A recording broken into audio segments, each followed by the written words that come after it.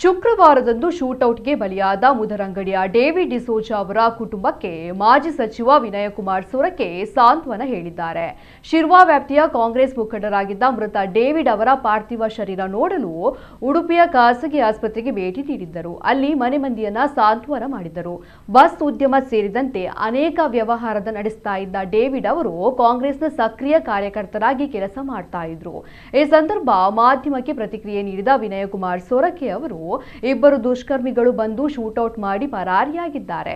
ಒಬ್ಬನನ್ನ ಬಂಧಿಸಲಾಗಿದೆ.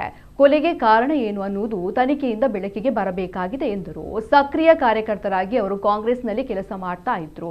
ಎಲ್ಲರಿಗೆ ಬೇಕಾದವರಾಗಿ ಕೆಲಸ ಮಾಡ್ತಾ ಇದ್ರು. ಪೊಲೀಸರು ತನಿಖೆ ಮುಂದುವರಿಸಿದ್ದಾರೆ ಎಂದು ಸೊರಕೆ ಹೇಳಿದ್ದಾರೆ.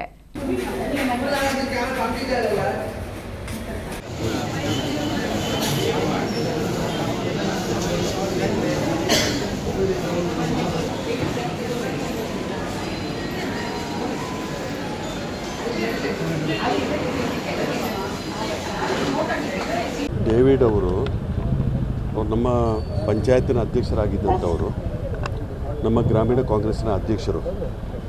ಯಾರೋ ಇಬ್ಬರು ದುಷ್ಕರ್ಮಿಗಳು ಬಂದು ಅಟ್ಯಾಕ್ ಮಾಡಿದ್ದಾರೆ ಅಂತೇಳಿ ಕೇಳಿದ್ದೇವೆ. ಅಲ್ಲಿ ಪ್ರತ್ಯಕ್ಷದರ್ಶಿಗಳು ನೋಡಿದವರಿದ್ದಾರೆ. ಹಾಗಾಗಿ ಪೊಲೀಸ್ ಇವಾಗಲೇ ತನಿಖೆ ಪ್ರಾರಂಭ ಮಾಡಿದೆ. SP ಅವರು ಸ್ಪಾಟ್ಗೆ ಹೋಗಿದ್ದಾರೆ. ಪೊಲೀಸ್ ತನಿಖೆ ಮಾಡಿತಾ ಇದೆ.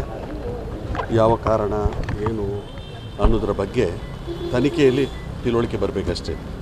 ಪ್ರತ್ಯಕ್ಷದರ್ಶಿಗಳು ನೋಡಿದವರಿದ್ದಾರೆ. CCTVಯಲ್ಲಿ ಎಲ್ಲ ಫೂಟೇಜ್ ಇದೆ. ಏನು ಯಾವ ರೀಸನ್ಗೋಸ್ಕರ ಏನು ಇದೆ ಅನ್ನೋದ್ರ ಬಗ್ಗೆ ಪೊಲೀಸರು ತನಿಖೆ ಮಾಡ್ತಾರೆ. ಜನಪ್ರತಿನಿಧಿಗಳಾಗಿ ಕೆಲಸ ಮಾಡ್ತಾಯಿದ್ರು. ಇಡೀ ಗ್ರಾಮದ ಜನ ಅವರನ್ನು ಪ್ರೀತಿ ಮಾಡ್ತಾಯಿದ್ರು. ಮತ್ತು ಅವರ ಸ್ವಂತ ವ್ಯಾಪಾರ ಕೂಡ ಬಸ್ಸು ಆಪ್ರೇಟ್ ಮಾಡ್ತಾಯಿದ್ರು. ನಂತರ ನಾಗಾರ್ಜುನದಲ್ಲಿ ಅವರು ಕಾಂಟ್ರಾಕ್ಟ್ ಮಾಡ್ತಾಯಿದ್ರು.